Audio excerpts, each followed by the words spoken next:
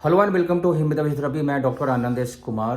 Physiotherapist का नाम जब भी किसी के जन्म में आता है तो वो सबसे पहले यही सोचता है कि ये क्या है और फिजियोथेरेपी को कब करनी चाहिए। जनरल कम्युनिटी में ये एक मैसेज जानी चाहिए कि फिजियोथेरेपी का जो एक साइंस है ये बहुत ही होलिस्टिक अप्रोच रखता है और मेडिकल साइंस मेडिकल फील्ड के सारे डिपार्टमेंट में ये एप्लीकेबल है। जो कॉमन यूजेस हैं फिजियोथेरेपी के वो क्यूरेटिव है, रिहैबिलिटेशन का है, आपको एक तरह से गाइडेंस का है, ओल्ड एज, यंग एज और चाइल्डहुड में इसका यूज होता है।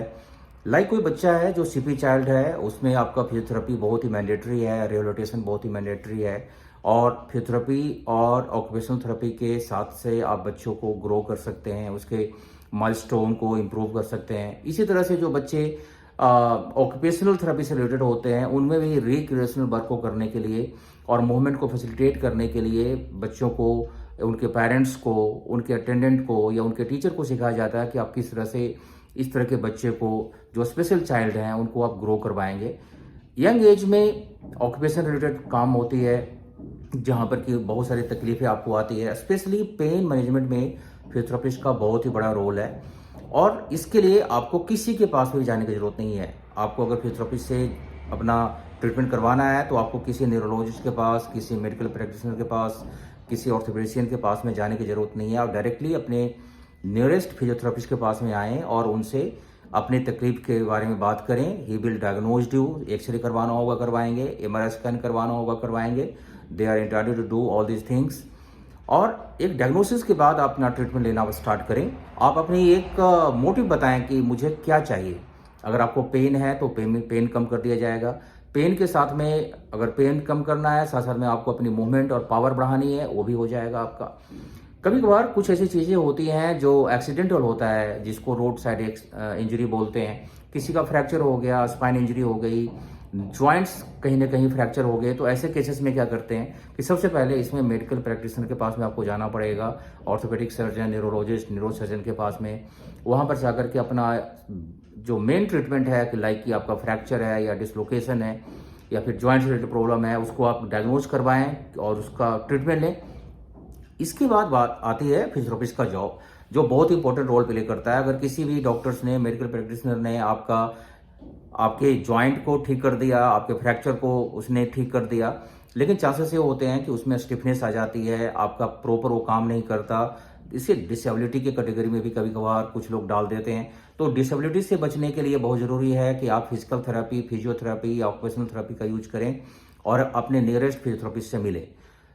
कुछ ऐसे कैटेगरी होते हैं जहां पर कि आप ऑक्यूपेशन के कारण से अपने कुछ खास हिस्से को ज़्यादा यूज करते हैं। कि अगर आप कंप्यूटर से रिलेटेड कोई काम करते हैं, आप अगर टीचर हैं जहां पर कि आपकी नेक का यूज ज़्यादा है, तो सर्वाइकल होने के चांसेस ज़्यादा होते हैं। उसका एक ही कारण होता है, वो है वियर एंड टियर और आपका एज फैक्टर।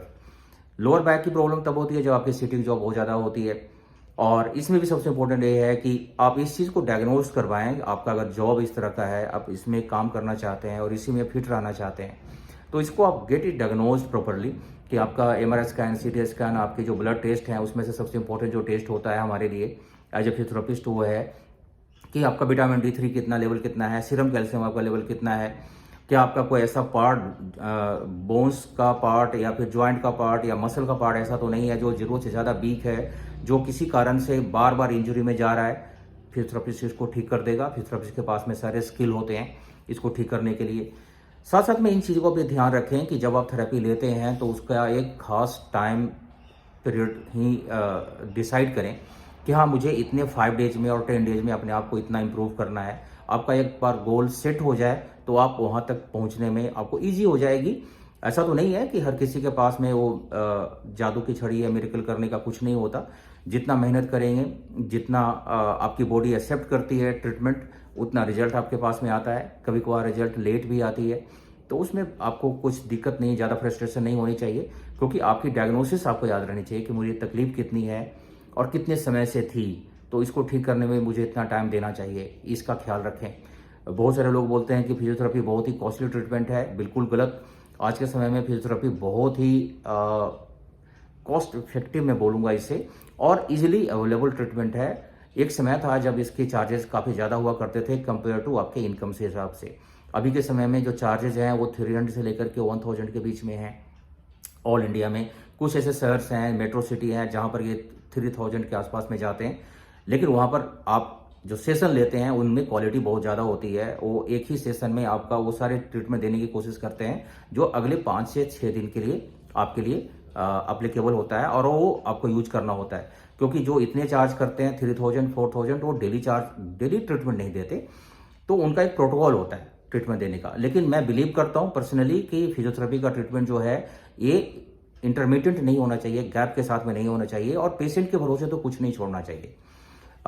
मैक्सिमम टाइम, क्योंकि मैं पीजीआई चंडीगढ़ से पास आउट हूँ, तो मैं हमने देखा हुआ है गवर्नमेंट इंस्टीट्यूट में जब बहुत ही ज़्यादा पेशेंट होता है तो हम पेशेंट को ही बोलते हैं कि अब ये चीज़ें घर में जाकर करना, और घर में जाकर के वो करता भी है तो गलत करता है या तो फिर नहीं करता, तो दोनों तरह से पेशेंट का लॉस होता है। तो जब हम प्राइवेट प्रैक्टिस में होते हैं, जैसे मेरा एक क्लिनिक है हिमवेदा फिजियोथेरेपी, ये पूरी तरह से डेडिकेटेड है। आपके आने का टाइम है, जाने का टाइम आप खुद फिक्स करें, आप आधे घंटे में जाएं, 1 घंटे में जाएं, 2 घंटे में जाएं, यहाँ पर पूरी ट्रीटमेंट देने के लिए अवेलेबल होते हैं फिजियोथेरेपिस्ट। और मेरा जो सेशन भी होता है वो मिनिमम 45 मिनट्स टू 1 आवर का होता है, इससे कम का हम सेशन नहीं देते। कुछ ऐसे स्पेशल चीज़ें हैं, जैसे कोई एयर होस्टेस है, अभी एक फीमेल एयर होस्टेस मेरे पास में आई हुई थी, उनमें जो तकलीफ़ें होती हैं, उनका कंप्लेंट जो होता है ना वो रिलेटेड होता है उनके बॉडी फिजिक्स से ज़्यादा, उनके काम से ज़्यादा नहीं होता। लेकिन उनको ऐसा लगता है कि मैं स्टैंडिंग मेरी ज़्यादा होती है, मुझे रेस्ट नहीं मिलता, मैं लाई डाउन नहीं कर पाती, इस कारण से ज़्यादा हो रहा है। लेकिन मैं बोलता हूँ, मैं इसमें बिलीव करता हूँ कि आप अपने फिजिक को एक लेवल तक अपने कंट्रोल में रखें। फिजिक कहने का सेंस है कि आपकी जो बॉडी होती है, बॉडी मसल्स, बोन्स, लिगामेंट, ये सब आपके स्ट्रक्चर ऐसे होते हैं जो आपके लाइफ लॉन्ग काम करते हैं। कभी कभार आप वजन इतना अपना कम कर देते हैं कि उसके साथ साथ में आपके मसल्स मास भी निकल जाते हैं, तो वहाँ पर आपको दिक्कत हो सकती है, और वहाँ पर आपका जो मसल्स की जो पावर है वो कम हो जाती है। आपकी जो पोस्चर है, आप बहुत ही कॉन्शियसली उसको अडॉप्ट करने की कोशिश करते हैं, आप नेचुरली या अनकॉन्शियसली उसको अडॉप्ट नहीं कर पाते, तो वहाँ पर आपको ज़्यादा एफर्ट लगाना पड़ता है। नेक की जब भी प्रॉब्लम हो तो नेक की एक्सरसाइजेज जरूर किया करें, आइसोमेट्रिक एक्सरसाइजेज। समय समय पर जब भी आप रेस्ट में जाते हैं तो आपका हॉट वाटर फॉर्मेटेशन जरूर करें, ऑइंटमेंट का यूज जरूर करें। आप कुछ ऐसी चीज़ें हैं लाइक विटामिन D3, B12, ये फूड सप्लीमेंट है, आप जरूर लें। ओमेगा 3 आप जरूर लें। ओमेगा 3 लेते हुए ध्यान दें, जिनको वजन कंट्रोल में रखना है, कि ओमेगा 3 लेने से आपकी बॉडी मेटाबॉलिज्म काफ़ी अच्छी हो जाती है, इसके कारण से वजन बढ़ जाने के चांसेस होते हैं। तो अपना जब भी आप विटामिन B12 और D3 के साथ साथ में अगर आप ओमेगा 3 लेते हैं तो उसका जो कितना मिलीग्राम का है इसका ख्याल रखें। 500 मिलीग्राम का तो एक अडल्ट एज में लेते हैं, कभी कभार वो 1000 और 1500 मिलीग्राम भी होता है, तो उसको अवॉइड करें और बहुत लंबा ना लें। मतलब है कि 10 दिन 15 दिन लेने के बाद उसको बीच में एक पॉज दें, फिर उसके बाद स्टार्ट करें। नॉन स्टॉप लेने से वजन बढ़ने के चांसेस बहुत ज़्यादा हो जाते हैं। ओल्ड एज में सर्वाइकल की प्रॉब्लम, लोअर बैक की प्रॉब्लम बहुत ज़्यादा होती है, तो ऐसे पेशेंट के लिए बहुत ज़रूरी है कि वो अपने बोन क्वालिटी को चेक करवाएं, एक एक्सरे करवाएं अपने सर्वाइकल का, लोअर बैक का, तब फिजियोथेरेपी के पास में आएँ। यहाँ पर आपका ट्रीटमेंट बहुत ही बेहतरीन हो जाएगा, और मुझे नहीं लगता कि आपको यहाँ से किसी और के पास में जाने की ज़रूरत है। आपका अगर कोई पोटेंशियल डैमेज नहीं है, लाइक कि कोई डिस्क बल्ज बहुत ही सीवियर या ग्रेड 3 और 4 में नहीं है, कोई स्पाइनल इंजरी नहीं है लाइक कि बोन का फ्रैक्चर हो, या कोई स्पाइनल कॉर्ड से रिलेटेड कंप्रेशन भी प्रॉब्लम नहीं हो, तो ऐसे केसेस में फिजियोथेरेपिस्ट इन चीज़ों को हैंडल कर लेते हैं, और फिजियोथेरेपिस्ट के पास में काफ़ी स्किल होते हैं इस चीज़ को ठीक करने के लिए। जब भी आप फिजियोथेरेपी का ट्रीटमेंट लेते हैं तो याद रखें, प्रॉपर डायग्नोसिस करके ही लें, आप बात करके ट्रीटमेंट ना लें। एक प्रॉपर आपका जब भी आप क्लिनिक में जाते हैं तो प्रॉपर उनका एक मैनुअल होता है, एग्जामिनेशन सीट होता है, उनका प्रिस्क्रिप्शन पैड होता है, क्या वो सिर्फ बोलते हैं या फिर आपको लिख करके भी देते हैं कि मैं क्या ट्रीटमेंट दे रहा हूँ, और ये ट्रीटमेंट कितने समय तक चलेगी, इसमें क्या क्या चेंजेस करने हैं, समय के साथ में चेंजेस कितने करने हैं, कितने फ्रिक्वेंटली करने हैं। अगर 1 हफ्ते 2 हफ्ते के बाद अगर चेंजेस इम्प्रूवमेंट नहीं आती तो क्या उनके साथ में कोई एसोसिएटेड डॉक्टर है जहाँ पर को रेफर करवा पाएँ आपको, या फिर आप उसको बिल्कुल ही छोड़ देता है पेशेंट आपको। तो ऐसे लोगों के पास में ना जाएं जिनके पास में अपना कोई रेफरल सिस्टम नहीं हो, क्योंकि जब आप कोई नए डॉक्टर के पास में जाएंगे तो ये बोलेगा सीधा का सीधा कि ये आपने गलत करवाया, ये नहीं करवाना चाहिए था। तो फिजियोथेरेपिस्ट को भी 1 टू 1 बात करने की ज़रूरत होती है। डॉक्टर से डायरेक्टली बात करें कि हमने ये ट्रीटमेंट दिया है इनको, इसमें इनका रिलीफ जो है नहीं आया, तो मैं चाहता हूँ कि इनको आप डायग्नोसिस करें और इनका मेडिकल ट्रीटमेंट भी स्टार्ट करें। साथ साथ में हम फिजियोथेरेपी ट्रीटमेंट भी स्टार्ट कर रहे हैं और ये कंटिन्यू रहेगा। कभी कभार नहीं, मैं तो बोलता हूँ 80% केसेस में क्या होता है कि मेडिकल प्रैक्टिशनर फिजियोथेरेपी ट्रीटमेंट को टर्मिनेट करवा देते हैं, बंद करवा देते हैं और बोलते हैं कि सिर्फ मेडिसिन खानी है और आपको कुछ नहीं करना है। पेशेंट यहाँ पर कहीं का नहीं रहता।